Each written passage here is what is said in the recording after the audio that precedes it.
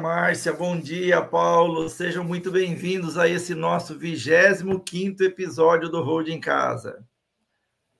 Bom dia, tudo bem, Márcia? Tudo bem, Roberto? É bom estar de volta aqui com vocês. Tá sem som, Márcia.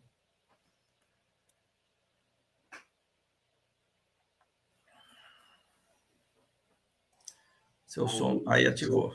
Deu? Aí. Nós estávamos sentindo só falta, Paulo. É isso daí. Tá sem som, Paulo.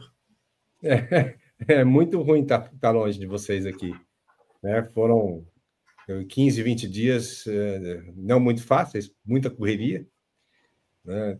Mas tudo bem, estamos aqui, estamos firmes para os próximos episódios. É isso daí, pessoal. Já estamos no nosso 25º episódio do Hold em Casa. E hoje nós vamos mergulhar em 3 temas que mexem diretamente no nosso bolso, né? A segurança e o futuro de quem tem imóveis ou estruturando uma holding familiar. É sobre isso que a gente vai falar hoje, sobre tributação na distribuição de lucros, como funciona, quem é afetado e por que ainda compensa, tributação na locação, quanto você realmente paga de imposto no seu CPF versus o que você paga na empresa. Por que evitar o inventário? Não é só uma economia, é proteção, é continuidade, é mais renda para a família.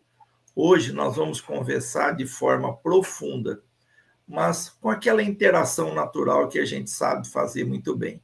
Cada um vai trazer um pouquinho da sua expertise e nós vamos dialogar, questionar e construir respostas juntos aqui hoje para os nossos ouvintes, né? Então, como já nos apresentamos aqui, está comigo a doutora Márcia e o doutor Paulo, que fez bastante falta nesses 2 últimos episódios, mas foi por motivo justificável, né? Bom, vou aqui de cara começar com uma pergunta, né? Como é... Deixa eu ver aqui. Pergunta que se o governo vai tributar lucros distribuídos e se ainda vale a pena ter uma holding familiar. E a resposta para isso é muito simples. É sim, vale ainda muito a pena. Mas para você entender por que é preciso explicar como funciona a tributação de lucros na prática, e é isso mais simples do que parece. É muito mais simples. Quando você tem uma empresa patrimonial, uma holding imobiliária, né, o lucro que ela gera passa por 2 fases de tributação. A primeira é a tributação na origem, dentro da empresa. Se você está no lucro presumido, regime mais comum para as holdings imobiliárias, a carga efetiva ela é de aproximadamente de 11% a 14%. Varia um pouco. Isso inclui IRPJ, CSL e outras contribuições. Mas aqui está um ponto muito importante. Você paga menos na origem, muito menos do que pagaria como na pessoa física. Exatamente, Roberto. E é aqui que entra aí um ponto que muita gente ainda não entende bem, né? É a segunda fase da tributação. É o momento em que o empresário ele decide retirar o lucro da empresa para a pessoa física, né? Hoje, essa retirada, ela não é tributada novamente, certo? Ela é só tributada na empresa. Desde que o lucro esteja devidamente apurado na sua contabilidade, né?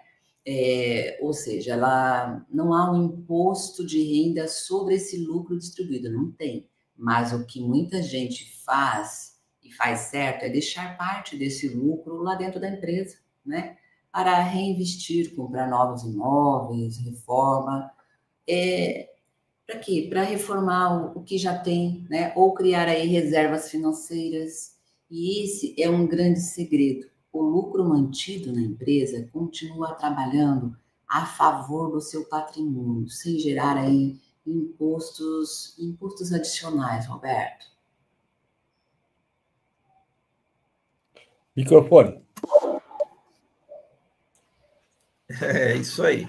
Perfeita essa colocação sua, Márcia, porque enquanto o lucro fica dentro da empresa, ele não sofre tributação extra. Agora, existem propostas em discussão, como a gente tem o PLP 108 de 24, que está em trâmite, né? E outros projetos da reforma tributária, que falam em criar um limite de isenção e tributar lucros distribuídos acima de determinados valores, algo em torno de R$ 50 mil mês, por sócio, na pessoa física. Ou seja, R$ 600 mil anos. Mas é importante a gente destacar que a grande maioria das empresas familiares não atinge esse patamar. Então, a preocupação maior deve se manter junto à contabilidade. Regular essa estratégia e fazer o quê? Reinvestimentos bem estruturados dentro da empresa. Isso mesmo, Roberto. É aí que entra a realidade. E as pessoas não conhecem ainda, para quem não tem ainda uma holding patrimonial, ou para quem desconhece que as empresas patrimoniais podem gerar lucros, mas tem que lembrar também que elas têm despesas. Eu vou entrar um pouquinho em detalhes desses lucros e despesas hoje, né? Para começar, todo imóvel tem IPTU. Mas vamos lembrar, você tem IPTU tanto na pessoa física quanto na pessoa jurídica. Tem manutenção e reformas, que você tem tanto na pessoa física quanto na pessoa jurídica. Tem seguro que você vai fazer para você locar, para os locadores poderem, para você ficar tranquilo, né? Agora, tem taxa bancária, que também tem na pessoa física e na pessoa jurídica, tem tudo isso. Agora, tem algumas coisas que, a partir do momento que você está na pessoa jurídica, você tem que saber que você vai ter que arcar. E, embora você está arcando com mais despesas, isso não é reflexo no lucro. Vou mostrar depois o reflexo no lucro. Você vai ter honorários de contador para pagar. Toda empresa precisa de uma contabilidade. Por mais que ela tenha movimento ou não, por mais que ela tenha ou não funcionários, declarações há de ser feita de certa forma regular para que toda a sua empresa fique com a situação tranquila para gerar o lucro e aí distribuir o lucro com isenção de imposto, como a Márcia comentou. Então, tudo isso está envolvido no processo de quem tem imóvel para alocar. Lembrando também que você vai ter vacância. O que são vacâncias? Vacâncias são períodos que, de repente, entre um locador ou outro, um locador saiu mais cedo que você estava previsto e resolveu ir embora, pagou a multa e foi embora, mas você vai ficar, de repente, um período para conquistar um novo inquilino e ele vai ficar com o imóvel numa situação de vacância de alguns meses. E você deveria também ter reservas de emergência, tanto na pessoa física quanto na jurídica. Eu vou mostrar que, normalmente, na pessoa física, as pessoas acabam não conseguindo fazer isso. E a gente vai fazer todo esse exemplo, vou colocar números, baseado no número básico. Vamos supor o seguinte, se você tem um aluguel ou vários aluguéis que somados dão 30 mil por mês, eu vou fazer uma analogia de cálculos em cima desse valor. É claro, se você tiver 10, você vai proporcionar para 10, se você tiver 300, você vai proporcionar para 300. A ideia é colocar uns 30 mil aqui de aluguel para vocês verem a diferença que dá quando você planeja e estrutura a sua receita de locações. Depois de pagar todas as despesas, né, vamos falar de despesas legítimas, né, não inventadas, ou seja, o que realmente tem. O lucro pode ser de 15 ou de 20 mil. Essa diferença é entre pessoa física e jurídica. Né? Mas você está longe do limite de 50 mil que a Márcia tinha comentado, não é isso, Márcia? É verdade. E aqui está um ponto que a gente sempre reforça, né? A estrutura certa, ela transforma a preocupação em um projeto, né? Quando você tem aí uma holding bem organizada, você escolhe quando tirar e quanto deixar crescendo. Não é o governo que decide, é você com consciência e planejamento, não é mesmo, Paulo? Exato, exato. Né? E eu vou dar um exemplo concreto para deixar isso bem claro. Imagina 2 cenários, pessoa física e pessoa jurídica. Tá? Eu vou começar sempre com a pessoa física. Pessoa física, o aluguel mensal de 30 mil, eu vou colocar números arredondados só para vocês terem uma noção, bem organizada. A tributação hoje é até 27,5, é uma tabela progressiva do imposto de renda. E ela soma com os seus rendimentos tributáveis do seu trabalho. Né? Mas vamos colocar a tributação de 27,5 para valor de aluguel de R$30 mil. O imposto é de 8.250, ou seja, a geração de renda dessa locação vai ser líquida de 21.750. Anualmente, isso vai somar R$261 mil de renda para você no bolso. Tá? É claro que você deveria separar uma parte para reservas. Por quê? Porque pode ter vacância, pode ter alguma situação de emergência ou atualização que você precise no imóvel. E outra para o seu padrão de vida. Vamos fazer também um cálculo baseado no seguinte. Vamos supor que 15 mil seria para uso e 6.750 para reserva. Mas agora, o que acontece mesmo com esse dinheiro? Vamos ser sinceros. Na maioria dos casos, e principalmente a gente lida com diversos clientes nessas situações, vai para consumo. Vai para o restaurante, vai para o lazer, ou quem sabe da troca do carro novo, ou até uma reforma da casa, uma viagem. Nada de errado com isso. Mas o que acontece? O teu patrimônio não cresce. A maioria das pessoas que gerem a renda de aluguel na pessoa física não multiplicam esse patrimônio. Os hábitos na gestão financeira do dinheiro mantido na conta da pessoa física, na maioria esmagadora dos brasileiros, cria uma dificuldade de gerar reservas necessárias, pois a educação financeira é limitada e, nem se falar, não existe na maioria das situações das famílias brasileiras educação patrimonial ainda. Tema esse que devemos, inclusive, fazer uma live sobre isso no futuro em breve, porque vai ser muito importante para o entendimento e para a evolução do patrimônio das famílias. Mas vamos lá. Então, a reserva de vacância, o que é? Acumular pelo menos o valor de 3 meses de locação, para que quando saia um inquilino e tenha que entrar outro, você tenha pelo menos um prazo aí de 2, 3 meses para conquistar um novo inquilino, tá? Além de se você tiver um corretor agenciando isso, ele vai cobrar normalmente uma locação como a taxa do serviço dele, sem problema nenhum. Então você vai ficar alguns meses sem locação. Na pessoa física, se você está alocando na pessoa física, usou o dinheiro, você não fez essa reserva, naqueles próximos 3 meses, você vai ter um impacto muito grande na qualidade de vida da tua família, na geração de dinheiro da tua família. E uma segunda reserva que é reserva de atualizações. Você deveria acumular um certo valor para que quando tenha, de tempos em tempos, uma troca de inquilino, você atualize o seu imóvel para que ele fique de acordo com as necessidades do mercado da época e alugue rapidamente para o próximo. E você não deixa uma situação de imóvel qualificado como um imóvel não pronto para locação ou não adequado para o que os inquilinos querem naquele momento.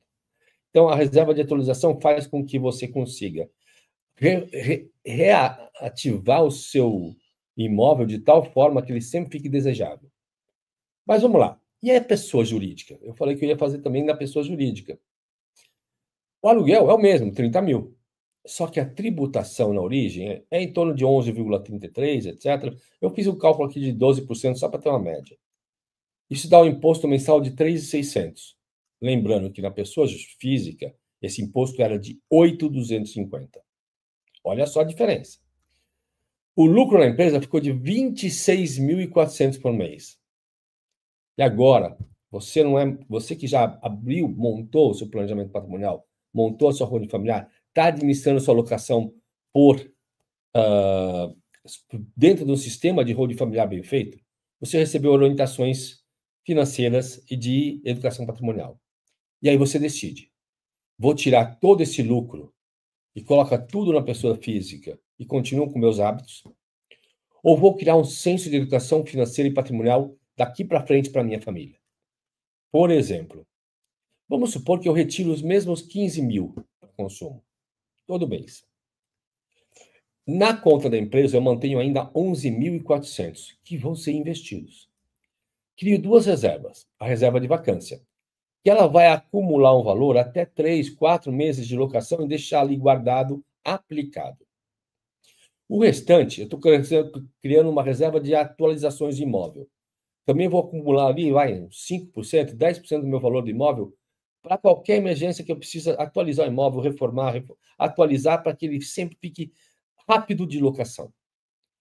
Você retira os 15 mil.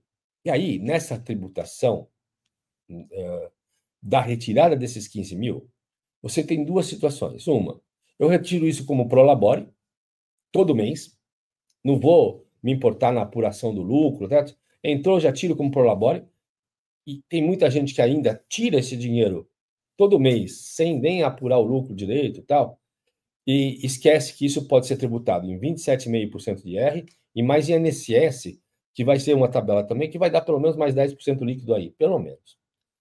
Mas, se você fizer a distribuição de lucros corretas, como a doutora Márcia comentou, né, você primeiro faz a apuração do lucro, você depois paga o imposto de renda da pessoa jurídica, depois, no mês seguinte, você distribui esse lucro para você, né, acumulado, você tem zero de imposto até um certo valor. Hoje, o zero de imposto não importa qual valor, mas com a reforma tributária vai ser zero de imposto até um certo valor. E aí a gente tem as estratégias para poder orientar a tua família também, mesmo que o seu valor supere isso, de que forma a gente vai estruturar a sociedade para que você tenha cada elemento da sua família recebendo isentamente o imposto sobre a distribuição de lucro, né? Então, uma forma isenta. Isso tudo a gente tem como orientar os nossos clientes. Então, obter a renda na PJ é o seguinte: você recebe a alocação, apura o imposto, e somente após o pagamento do imposto desse período distribui o lucro. Se for um lucro real, com apuração mensal descrita no seu contrato social, você vai apurar mensal e vai pagar imposto mensal, então no mês seguinte você pode receber já o dinheiro. Se for lucro presumido, por exemplo, ele vai ser trimestral.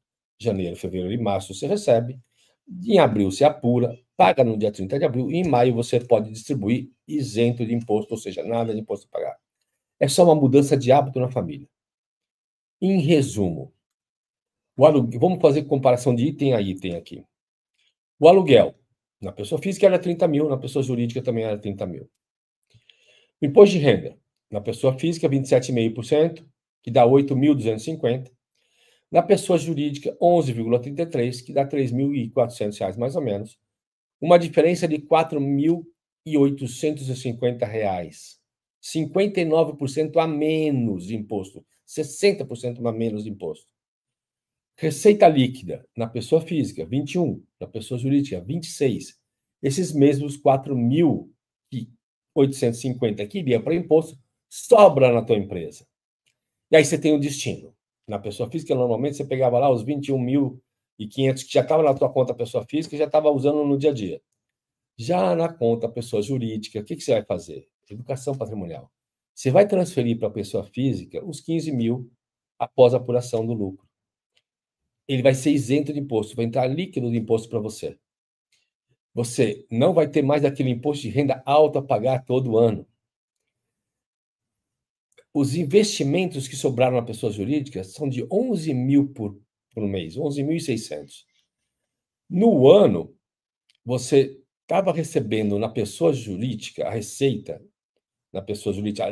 líquida de 261 mil. Já na pessoa jurídica, ficou 319 mil. Sobrou 58 mil reais a mais de impostos economizados por ano. E aqui está o segredo das pessoas que cada vez mais ficam mais ricas, que a gente vai passar para você. No período de 3 anos, você teria recebido 783 mil reais na pessoa jurídica, na pessoa física. Líquido para você. Na pessoa jurídica, você também vai receber o dinheiro, vai destinar 540 mil por ano para você, mas vai fazer uma reserva na pessoa jurídica de 417 mil reais nesse período de 3 anos. Então, a cada 3 anos, você tem uma economia de 400 mil reais por ano, por 3 anos. Você consegue comprar um novo imóvel. Ou seja, mesmo que aconteça uma vacância, terminou um contrato de 3 anos. Você vai precisar fazer uma reforma lá na pessoa física e vai custar 100 mil reais. Tirar 100 mil reais do seu bolso, depois que você já gastou para fazer uma reforma, você vai ter até que parcelar essa reforma. Aí a sua reforma não está à vista para todo mundo fazer rapidinho. Você vai levar uns 2, 3, 4, 5 meses para fazer a reforma. E aí, esse período, você fica sem receita, ou seja, menos 30 mil por mês de receita lá em cima, que na realidade, com os impostos, dava 21 mil por mês para você no bolso. Então, vai somar mais, só o período de vacância, vai somar mais um prejuízo, uma falta de ganhar, uma perda de receita de 130 mil reais. Ou seja, você perdeu 230 mil reais só nesse processo de vacância. Quem tem essa estratégia na pessoa jurídica já tem os 400 mil lá guardado na pessoa física de investimentos, pega 100 mil na hora, reforma muito rápida, tudo pagando à vista, inclusive a reforma vai ficar mais barata. Né? O período sem receita, na realidade, a empresa tem dinheiro. Você, na pessoa física, continua recebendo seus 15 mil por mês. A empresa continua pagando para você. Você não sentiu nada no seu padrão de vida. Nenhum impacto no seu padrão de vida. Você continua recebendo o dinheiro que a empresa tem reserva para pagar a vacância para você. E aí, o custo final disso tudo é 130 mil reais de prejuízo para a empresa nesse período de vacância. 60% a menos do que o prejuízo que você teve na pessoa física. Olha que lindo. Mas o melhor de tudo, a cereja do bolo para você. A cada 3, 4 anos, você tem uma reserva ali. Se o imóvel não precisa de uma atualização, o inquilino continua ali, né? Você pode até propor para o inquilino, você acha que precisa de uma reforma, alguma coisa para melhorar e vai melhorar o valor do seu aluguel? Mas aí tem um ganho real para você, que é o seguinte: a cada 3, 4, 5 anos, você tem uma reserva para comprar mais um imóvel, mais uma renda passiva para a sua família. E a cada período, você começa a acumular mais renda passiva real. O que é mais renda passiva real? Não é o reajuste do aluguel, é o aumento do volume de locações que você vai ter a cada período para você. Isso aí, a diferença é muito grande. Olha só, com o mesmo imóvel que você já tinha, com a mesma renda que você vai ter, você muda uma estratégia. E daí para frente, a sua família fica cada vez mais rica. É isso que eu tinha para falar. Paulo. Eu achei muito interessante toda essa explicação, né? Na PJ, você tem essa contabilidade clara, como você explicou detalhadamente. Você sabe exatamente quanto entra, quanto sai, quanto cresce. Isso dá um poder de decisão para a família, né? Você não está mais no escuro, você está aí no controle total. Isso é muito importante que você explicou, Paulo. O que você me fala, Roberto, sobre esse assunto? Tá sem microfone, som, Roberto. Estou sem som. É exatamente isso que o Paulo falou e que você acabou complementando, Márcio. Agora nós vamos ao cenário futuro, que é o que interessa para as pessoas, né? Se vier uma tributação de lucros distribuídos acima desse limite de 50 mil mês que o Paulo até comentou, como é que vai ficar? É uma preocupação para as pessoas. Olha só, se você está retirando 15 mil mês abaixo desse limite, não é afetado, vai continuar da mesma forma. Por isso que a gente disse que a grande maioria das famílias não será atingida nesse ponto. Se você agora está retirando 60 mil mês ou acima do limite, aí sim haverá essa tributação adicional. Mas veja só uma conta que eu vou passar para vocês. Se você já pagou 12% na origem, que é muito menos que 27,5% na pessoa física, você tem 36 mil mês reinvestindo. Crescimento de patrimônio.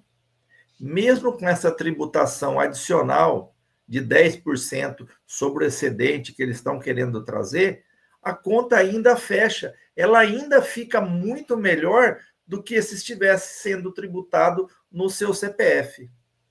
O sistema de holding não é para fugir de imposto, não é para burlar imposto. É para pagar menos, para pagar o justo e crescer com bastante inteligência. É para isso que a gente faz isso. E aqui entra, Roberto, uma política de distribuição, né? Que é uma política de estratégia financeira para a família.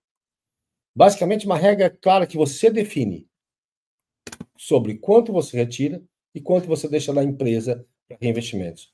Por quê? Porque agora você não precisa acumular dinheiro na pessoa física para comprar um novo imóvel. Você tem uma estrutura de investimentos que vai gerir esses imóveis, vai comprar esses imóveis direto na pessoa jurídica. Vamos lembrar, a gente fala de holding toda hora, a gente fala de estruturas, de sistemas de holding familiar. Então, tem uma empresa que vai ter todo o patrimônio, todo organizado e tal, essa empresa vai ter capital agora para fazer isso, né? Então, você consegue acumular o dinheiro nesta empresa, aplicando todo mês, e depois a aquisição de um imóvel na pessoa física, como na pessoa jurídica, tem os mesmos impostos, a mesma taxa, o mesmo valor, tudo igualzinho. Ou seja, comprar na pessoa física e na jurídica não tem diferença.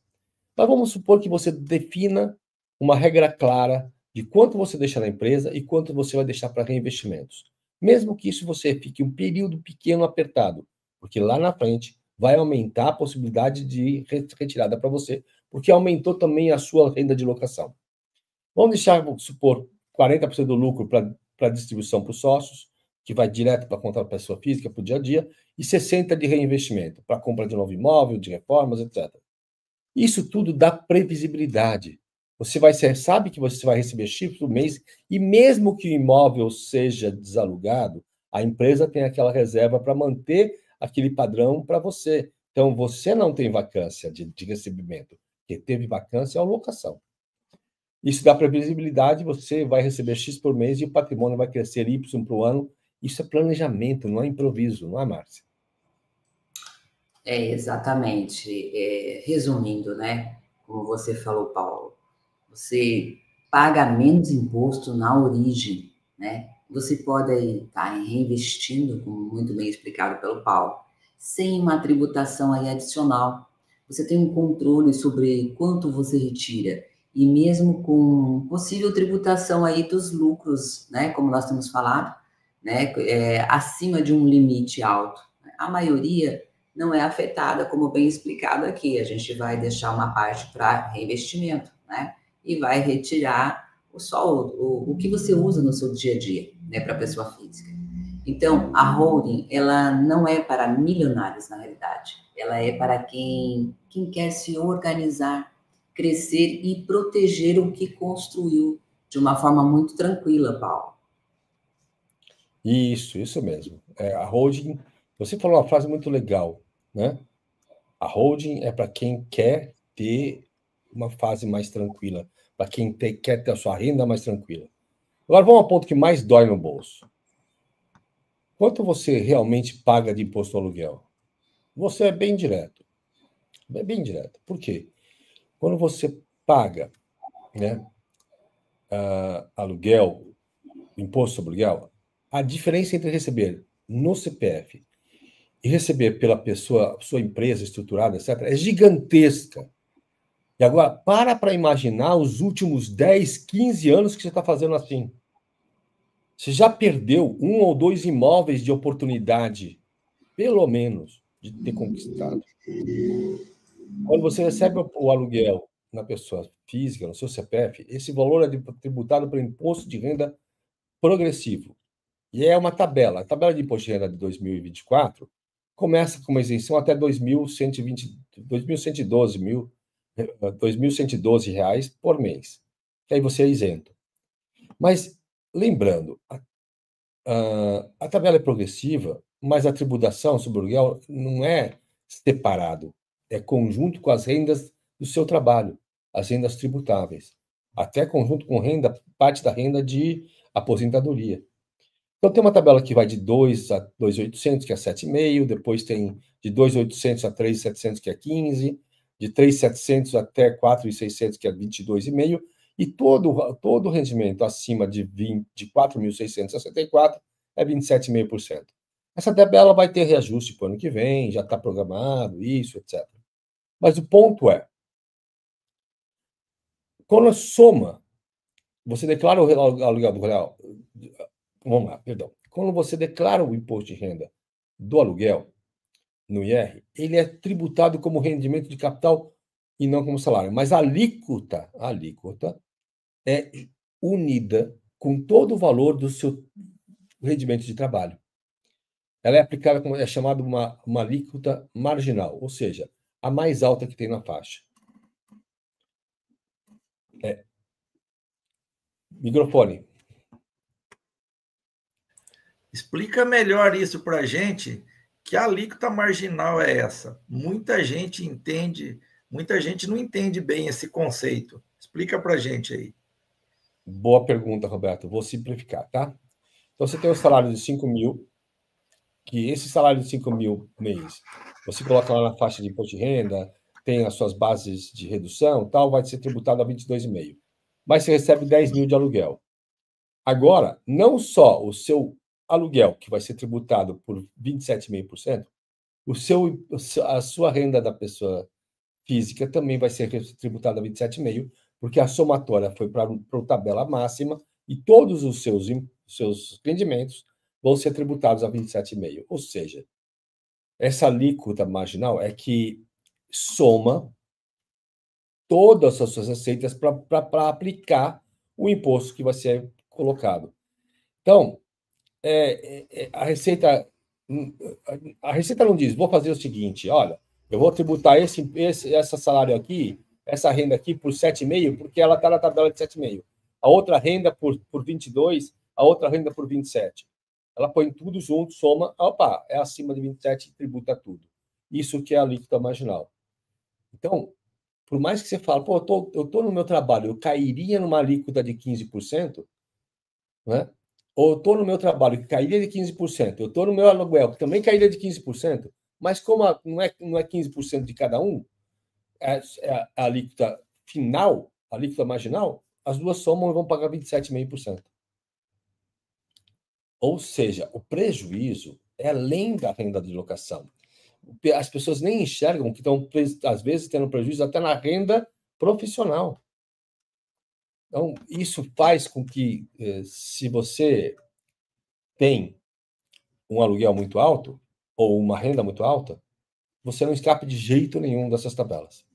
Mas espera, tem mais. Se você recebe ainda 240 mil por ano de aluguel e há a proposta de criar agora o CBS, que é a Contribuição de Bens sobre Serviços, para a pessoa física, isso seria uma tributação adicional entre 8% e 9%. Ou seja, não é mais falar de 27,5% do imposto de aluguel.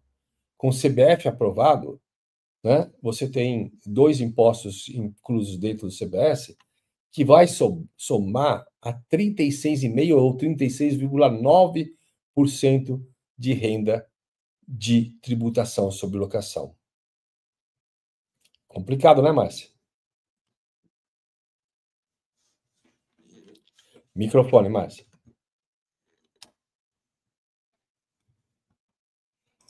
Aqui eu tenho uma escola aqui, logo do ladinho aqui, e aí esses horários é muito movimentado, eu tenho que deixar o microfone desligado. Isso é assustador, né, Paulo? Imagina, né? Você trabalhou aí a vida inteira, né, para comprar esses imóveis e agora, poxa vida, praticamente 37% que você falou aí do que você recebe vai embora em um imposto. E aí o pior é que você não tem um controle sobre isso, né? É tipo tudo meio que automático, não é verdade? É exatamente isso que a gente fala, né? Mas olha só, agora vamos para a pessoa jurídica, especificamente uma holding patrimonial no lucro presumido. Paulo, como funciona esse lucro presumido para aluguel de imóveis próprios dentro desta holding patrimonial? Boa pergunta, Roberto. O lucro presumido é um regime simplificado. Na realidade, por que ele chama lucro presumido? Porque o governo presume qual vai ser o seu lucro. E não vai ficar olhando despesa e receita, etc., notinha por notinha. Então, facilita todo o trabalho da contabilidade e facilita também todo o trabalho de fiscalização e organização do governo. Então, eles criaram esse modelo aqui no Brasil e se a gente colocar esse modelo na empresa que administra nosso patrimônio, a gente já sabe que o lucro presumido é uma presunção de 35% de lucro. Então, o imposto ele vai cair sobre 30%, 32% sobre o faturamento. Então, vamos dar um exemplo. Um aluguel de 10 mil, o lucro presumido seria de 32%, ou seja, teria um lucro de R$ 3.200, que eles presumam. Sobre esse lucro é que começa a calcular os impostos. Imposto de renda, contribuição social, etc. Ou seja, né, vai ter o imposto de renda lá de 15%, que dá R$ 480, uma contribuição social de 9%, que dá 2.800, um total de 7% sobre o faturamento, e depois tem alguns impostos adicionais, e no final, hoje, por exemplo, dá 11,33%, até dependendo da empresa, da cidade, etc., vai dar uma tributação entre 11% e 14%. Muito menos do que 27,5% da pessoa jurídica, da pessoa física. Ou seja, metade. Grande diferença. Você pode deduzir despesas legítimas no faturamento. Isso reduz a base de cálculo. Você pode fazer uma série de operações aqui. Então, vale a pena você trabalhar na pessoa jurídica, que é metade do imposto. E essas deduções, né, são muito reais, né, Paulo? Não estamos aí falando de um jeitinho, né? Estamos aí falando das despesas que você realmente tem, né? IPTU do imóvel, seguro de imóveis, manutenção e reforma, né? Honorários de contador, taxas bancárias, condomínios, né? Temos a depreciação dos imóveis também, em alguns casos, né? Essas despesas são documentadas e comprovadas e legítimas, né, Paulo? Sim, são sim. Né? E vamos lá, você vai ter agora um regime muito diferente, que a gente vai migrar para isso com a reforma tributária, né? Mas a gente está comparando o que é hoje, o que vai ser de amanhã, e eu quero que vocês saibam, de qualquer forma, não vai ter como o imposto da pessoa física ser mais barato que da pessoa jurídica. Não tem. Né? Sempre foi assim. É por isso que, por exemplo, eu vou dar um exemplo agora com vocês. Silvio Santos, há mais de 20 anos, tinha uma empresa chamada Cisan. A Cisan era a empresa só para patrimônio dele. Todo e qualquer imóvel que ele comprasse, mesmo que seja imóvel de negócios, de algum negócio que ele tinha, ele comprava por essa empresa, porque todas as rendas de locação já saíam com esse rendimento. Ele pegava esse rendimento e deixava na empresa grande parte para reinvestir e comprar mais outro imóvel. E ele acumulou muitos imóveis e ele tinha uma segurança financeira na vida dele, que o dia que ele precisasse tirar todas aquelas reservas que ele tinha e toda aquela renda de locação dessa empresa Cisan, a família dele sempre estava tranquila. Então, toda a emergência que ele teve na vida, ele tinha recursos de reservas nessa Cisan que dava suporte para ajudar tanto a ele a qualquer um dos familiares dele. Eu vou dar um exemplo prático para nós. Aqui, vamos colocar uma coisa mais simplista. Um aluguel de 10 mil, menos despesas, etc., você consegue também fazer pelo lucro real, aí já não é lucro presumido, tá? Um faturamento menor e aí pagar o imposto menor. Você tem sempre que analisar com o seu contador qual a verdade ali real da tua empresa. Se você tem bastante despesas, talvez o seu lucro seja inferior aos 32% do presumido. Então, aí você sim vai fazer a opção por lucro real, deduzindo as despesas de IPTU, seguro, manutenção, contador, tal. Agora, se você não tem um lucro, você tem um lucro, mesmo com essas despesas, maior do que 32%, você continua fazendo a opção de fazer a contabilidade pelo lucro presumido. É assim que você tem duas opções. E a contabilidade, que se for de boa qualidade, você escolher profissionais preparados para trabalhar com holdings familiares, para trabalhar com holdings patrimoniais e fazer a gestão e poder mostrar os números, a cada ano você vai decidindo que tributação você vai querer. Então tem uma diferença muito grande, que pode ser uma redução, se você olhar para pessoa física e pessoa jurídica, pode ser uma redução muito grande, mas muito grande, de impostos. Não é isso, Roberto?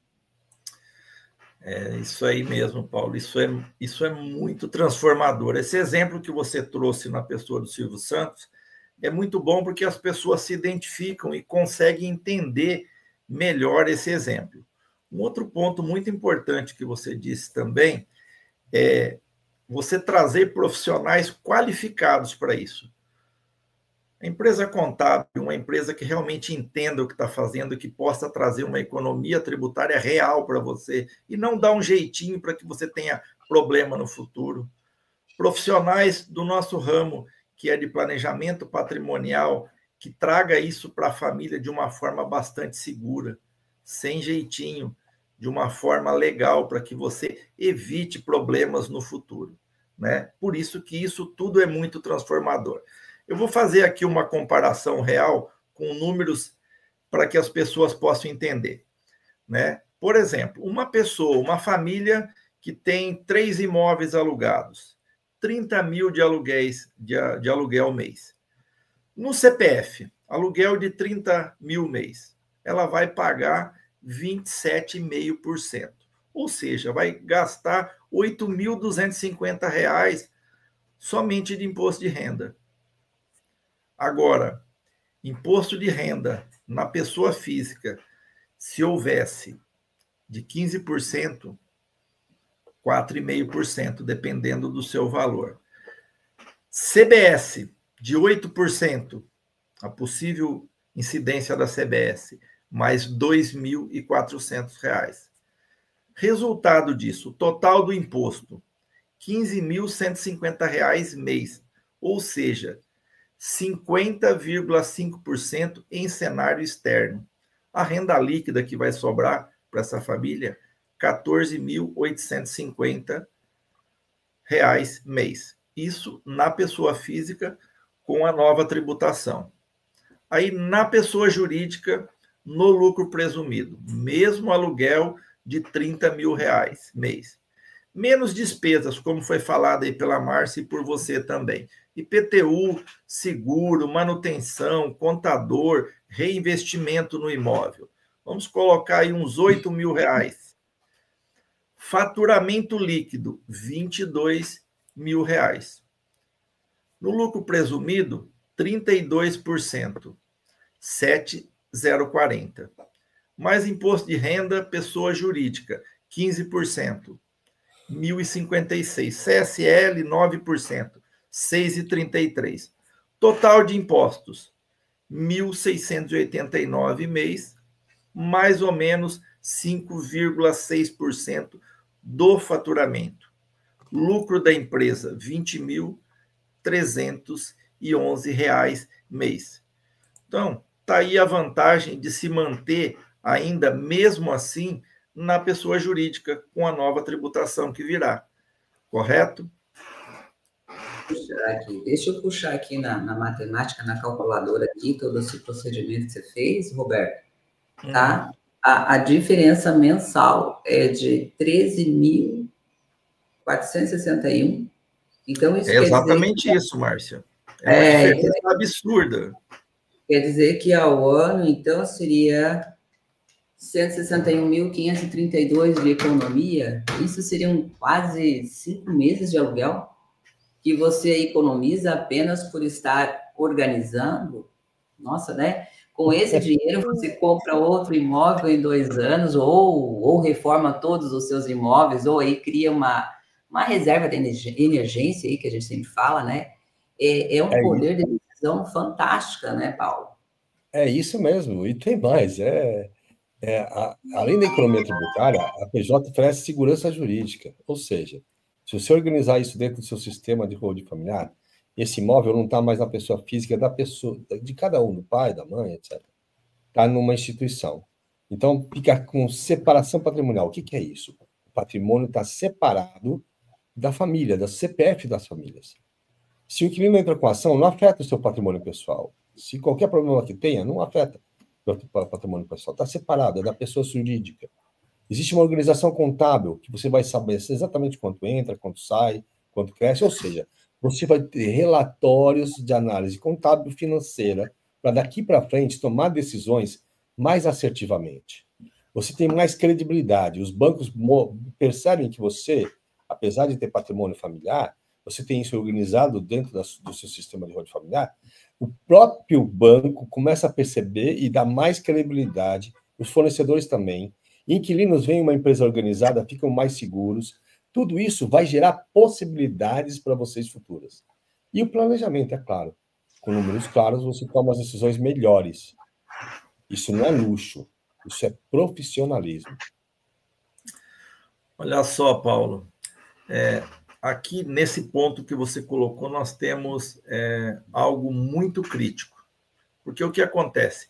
Muita gente comete erros gravíssimos no CPF, acreditando até naquela falta de braços da Receita para poder fiscalizar todo mundo. Mas isso mudou. Isso não vai mais acontecer. Olha só, muitas pessoas cometem que tipos de erro? Por exemplo, não declaram tudo que recebe, mas com a receita cruzada de dados, por exemplo, Pix, muita gente recebe por Pix, muita gente paga por Pix, o cartório informa a Receita. Esse cadastro de imóveis, esse cadastro nacional de imóveis, porque agora, não sei se vocês sabem, mas todo imóvel tem o seu CPF, que é o cadastro único nacional. Então, a Receita terá acesso a esse seu imóvel para poder cruzar quem está recebendo, quem está pagando, se o imóvel está no seu nome, se alguém está declarando aquele imóvel como moradia. Olha só, o cruzamento ele ficou muito mais afinado. E tem mais um detalhe, tudo isso sendo feito por inteligência artificial. Então, braços que trabalham 24 horas sem descanso, numa rapidez absurda. Olha, outros erros que as pessoas cometem, tentar deduzir despesas, mas no CPF, deduções de despesas do CPF de aluguel, elas são muito limitadas, diferente do que ocorre com a pessoa jurídica. Outro ponto, não separar contas, mistura-se tudo, como o Paulo falou, traz tudo para a pessoa física, gasta, vai jantar, vai num restaurante, investe, misturar tudo. Então, misturar aluguel com outras rendas complica tudo. Mesmo porque, como o Paulo disse, a renda ela se soma a de aluguel com mais tudo que você teve e a sua alíquota de tributação ela sobe. Por isso, é tão complicado isso na pessoa física. Mais um ponto, deixar tudo isso de forma informal. Muitas pessoas não têm contrato, né? Cometem erros, deixa isso sem recibo, sem organização. Só que em vez de receber em dinheiro, recebe via Pix na sua conta. E aí isso tudo vai ser cruzado. Isso, na verdade, é uma bomba relógio. Quando explode, ela acaba com tudo. Né, Márcia? Exatamente. Então, aí, nós aí, conforme tudo que a gente explicou, nós recomendamos você migrar para a pessoa jurídica. Assim, quando você tem aí 2 ou mais imóveis alugados, né? Uma renda mensal acima de 10 mil, né? Por exemplo, de aluguel, né? Não salário, né? Porque quando você tem um prolabore é diferente, mas um salário é uma locação que nós estamos falando aqui, acima de 10 mil. Uma intenção aí de crescer, como o Paulo estava bem explicando aí, com o Silvio Santos, né? Você ter as suas rendas em uma PJ. Se você tem aí um imóvel com um aluguel baixo, você pode esperar aí, né? Mais um tempo. Mas assim que você passar desses critérios que a gente está falando aí, se organize. Não é opcional, é necessário. Agora eu quero falar algo que assusta muitas pessoas. E você que está nos assistindo deve também se preocupar com o inventário. E com muita razão. Porque o inventário, ele é caro, ele é demorado e muitas vezes ele vira aí um pesadelo para a família. Nós vamos explicar como funciona e quanto custa de verdade e como você evita tudo isso, certo? Com um planejamento bem feito, ok? Então, o que é um inventário? Muitas pessoas aí, muitas vezes, não passaram por isso, como nós sempre falamos, né? Ele é um processo judicial que ele acontece quando alguém falece, deixando bens, porque aqui no Brasil é obrigatório fazer inventário, tirar do CPF da pessoa, né? E o objetivo é o quê com esse inventário? Listar todos os bens, calcular o valor total, né, do inventário, pagar impostos, que nós sempre falamos aí do ITCMD, né? Dividir entre os herdeiros o que ficou para cada filho, né? A parte, como que nós falamos lá, a parte legítima, né? Parece simples, não é verdade? Mas não é. Nós vamos explicar um pouquinho aí o porquê de tudo isso, não é, Roberto?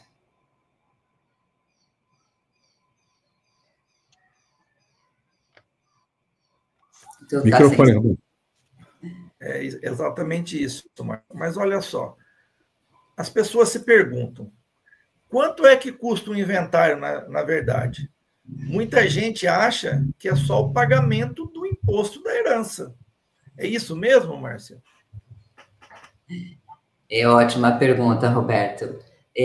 Porque é muito mais do que isso, não é verdade? As pessoas pensam que é só o ITCMD. Não, tem muito mais coisas junto que vem atribulando, né? Vamos detalhar um pouquinho sobre esses custos aí. Nós temos esse ITCMD, né, causa mortes, e também para doação, né? Ele varia de estados para estado hoje, de 2% a 8%, mas como nós falamos várias vezes aí, né, então eu acho que temos até um tema no Rodo em Casa, que hoje praticamente todos os estados estão já praticamente 8%, né, que ele ficou progressivo, e temos aí um aumento para o ano que vem, né, até 21%, né? Então, nós temos esse ITCMD que incide sobre o patrimônio da família, né? Por exemplo, aí, acho que é São Paulo, né? Acho que é São Paulo, né, Paulo? Que está 4% ainda até o final do ano, até dezembro, né? Sim, então, vamos exato. por aí 1 milhão, né? 1 milhão de reais. Então, ainda até dezembro, né? Nós teríamos aí 40 mil de imposto só de ITCMD, né? Porém, aí nós temos honorários advocatícios, né? Para o inventário, que pode circular, depende muito, 5%, 7%, até 20% os advogados cobram sobre o patrimônio, né, do inventário. Então, se houver aí uma contestação, fica bem mais caro. Se tiver que ser judiciário, hoje nós temos inventários extrajudiciais, né, mas nós temos, tanto extrajudicial como judicial, nós temos custas, né, taxas de cartório, tabelionato, ou então no judiciário, acho que é 2% inicialmente, né? Então, o valor em si, como nós falamos, vamos falar quanto custa, na realidade, a gente não vai especificar, porque depende do valor da que a família tem, né? Mas tem muitas taxas, muitos impostos, e não só o ITCMD, né? Desses honorários aí nós temos, às vezes, peritos que precisam avaliar os imóveis, né? Qual o valor que eles ficam. Então, essa parte da perícia também é cara, né? Então, você pode aí perder 15%, 25%, às vezes até 40% do seu patrimônio. Não é verdade, Paulo? Sim, é verdade. E isso, Márcia, está acontecendo com muita gente há muitos anos aqui no Brasil. E eu recebi essa semana uma informação eu estava num curso sobre registro de imóveis, atualizações, etc., porque a nova matrícula, o cruzamento de dados que vai ter do governo e tal. Então, eu estava me aprimorando e já tenho clientes meus com a matrícula já atualizada na holding deles, e essa matrícula agora já está com o número de cadastro novo, né? Então, tem bastante coisa que está acontecendo, né, nesses últimos anos, e tem muito custo que as pessoas não enxergam, né? E esse custo de inventário é muito grande. Mas também tem custos indiretos, que não são financeiros. São mais graves ainda, Márcia. Você acaba tendo uma renda travada. O que é isso? Você tem imóveis alugados durante o inventário, os aluguéis podem ficar bloqueados ou retidos na justiça, ou seja, o que adianta receber aluguel que vai ficar retido na justiça, numa conta judiciária, até a apuração de quem vai ter que receber o quê? Imagina isso. Então, a perda de receita da família, o comprometimento da qualidade de vida da família pode estar abalado por uma situação de um inventário. Você tem um período que você não sabe quem é o dono de quê ainda, quem fica com quê, etc., que pode gerar uma desvalorização do seu bem, porque o imóvel está parado, sem manutenção, ninguém sabe quem tem que investir, porque o dinheiro da locação não está vindo, de repente. Vai ter que pedir autorizações para usar o dinheiro da locação, até para pagar IPTU, condomínio, etc., que são, às vezes, não pagos pelo inquilino, pagos sim por você que está recebendo a renda. Então, tem desvalorização do bem, mas tem um ponto que pode gerar o pesadelo das famílias, que é o desgaste emocional. Tudo isso, de repente, um filho tem capacidade financeira, o outro não, aí vem genro, nora, dando opiniões, etc., pode gerar muita discussão essa discussão pode ser acirrada, gerar brigas entre herdeiros, briga com o pai ou a mãe que sobreviveu, ou seja, estresse, ansiedade, brigas, desarmonia e até rompimentos de relacionamentos. Tudo isso enquanto o processo está andando. Qual é o valor financeiro no momento desse que vocês estão perdendo, de repente, o amor da família?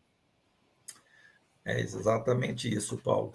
Olha só, Márcia, a gente falou aqui de valores, falou de renda travada, desvalorização de bens, desgaste emocional. Mas não é só isso. Quanto tempo leva um inventário, Márcia? Ótima pergunta, né, Roberto? Eu vou ser aí honesta, né? Um cenário, vamos puxar aí um cenário otimista, de 1 a 2 anos. Ou então, vamos puxar aí um cenário realista, tal, né? Um realista de 2 a 4 anos. E aí vamos puxar ainda um pessimista, né? Com as brigas que o Paulo acabou de falar aqui, de 5 a 10 anos, né? Olha só, Márcia, olha só. O inventário do Gugu estão há 5 anos discutindo, mais de 5 anos discutindo quem vai participar do inventário. Porque por causa que ele deixou um testamento, uma ferramenta antiga tal, que foi orientado pelo advogado. Nem o inventário começou ainda, né? Nem o inventário começou. Está começando agora. Nesse período, a família perdeu em patrimônio estimado acima de 50%. Só que os advogados não perderam. Os advogados ganharam grande parte desse patrimônio que foi perdido. O patrimônio está se desvalorizando, está se desintegrando. E ainda tem agora o inventário, mais brigas e mais honorários para os advogados. Então, você imagina quanto se perde, né? Imagina qual foi a intenção daquele advogado que indicou fazer um testamento em vez de uma holding. O Gugu trabalhou lado a lado com o Silvio Santos a vida inteira. E durante todo esse período, não é que holding é coisa nova. Durante todo esse período, o Silvio organizou o patrimônio dele, organizou as empresas deles em holdings, separadas, para não ter comunicação, para não ter risco de uma aplicar a outra. E a financeira pessoal do Silvio Santos, toda separada com os imóveis todinhos separados, aplicações financeiras também separadas, tanto aqui quanto no exterior. Tudo organizado em holdings. E o Gugu recebeu a informação, não se preocupa, não faz isso, não faz testamento. Quem é que lucrou? A família do Gugu ou o advogado? Eu falo isso porque eu conheço as pessoas envolvidas. As famílias elas sofrem muito, né? Eu entendo isso. É isso daí. Pessoal, eu não sei se vocês perceberam, mas a gente já está com 1 hora de live. O assunto ele é muito extenso e hoje a gente acabou extrapolando. Eu tenho uma ideia, uma sugestão, Roberto. Oi. Nós estávamos entrando aqui exatamente de mostrar como o inventário impacta na sua vida e o próximo passo era mostrar como um sistema de holding familiar pode ajudar muito isso. Que tal a gente fazer uma live semana que vem deste ponto, mostrando, olha, paramos aqui no inventário, concluímos, mostramos a diferença entre inventário e holding familiar para as famílias brasileiras. Eu acho interessante, Paulo, mas eu tenho uma ideia melhor. Opa! Né? Eu tenho uma ideia muito melhor. Hoje, exatamente hoje, às 20 horas, eu estou fazendo um seminário descrevendo tudo isso que nós vamos falar semana que vem. Então, as pessoas aqui hoje, além do que nós desenvolveremos na semana que vem, estão convidadas a participar do meu seminário às 20 horas hoje, onde eu vou descrever passo a passo todo esse sistema. Como é que você faz, qual a urgência que você tem e como você pode desenvolver isso para a sua família. E hoje é o dia 3 do seu seminário? Hoje é o seminário único. Eu resolvi, em vez de fazer 3 dias de seminário, eu tinha muitas pessoas que diziam, doutor Roberto, eu não consigo assistir 3 dias de seminário. O que é que eu fiz? Eu fiz um compilado dos meus 3 dias de seminário e vou fazer num dia único, hoje. É óbvio que ele vai ser um seminário de 1 hora, né? Ele não vai ser um seminário de 30, 40 minutos, que foi cada dia, mas ele vai trazer muita informação. E ele vai trazer tudo que a família precisa saber para implementar isso para que a sua família não tenha problema e não tenha que passar com o inventário no futuro. Que bom, Coloca o link parabéns. para nós aí, Roberto. Coloca o link para o pessoal que for assistir depois, né? Nossa live Isso aí. daí. Vou colocar o link no grupo com a permissão de vocês. Participar aí da como funciona aí o inventário real, né?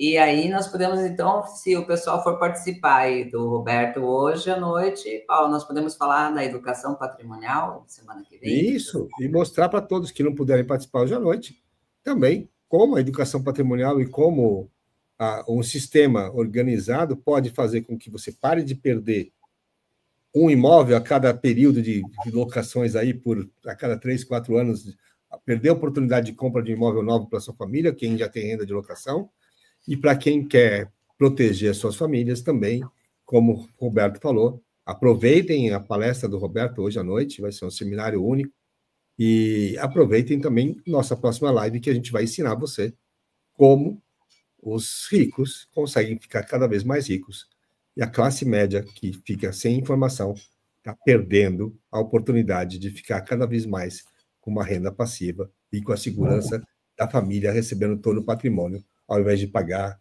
um custo elevado financeiro, emocional e de risco de amor na família, ficando à mercê do inventário. É porque essa educação patrimonial que a gente fala tanto, se as pessoas não aprenderem e não souberem aplicar isso para a sua família, não adianta nada fazer economia, né, Paulo? As pessoas começam a fazer economia, mas, como você disse, joga o dinheiro na pessoa física, gasta tudo e não acaba reinvestindo no bem-estar da família. Isso realmente é muito importante. Exato, é isso aí. Muito bom estar de volta com vocês nessa bancada hoje. Né? Quando a gente fica de fora, a gente sente falta, porque é uma das nossas missões levar cada vez mais educação patrimonial e financeira para as famílias.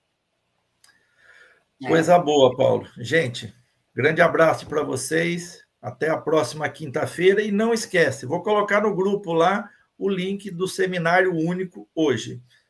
Se vocês quiserem participar e ter um pouquinho mais de informação, vai ser um prazer recebê-los. E deixem aí um like na nossa live aí, né? Para que o YouTube espalhe para mais pessoas essas nossas informações. Um abraço. Isso aí. Abraço a todos. Até a próxima. Tchau.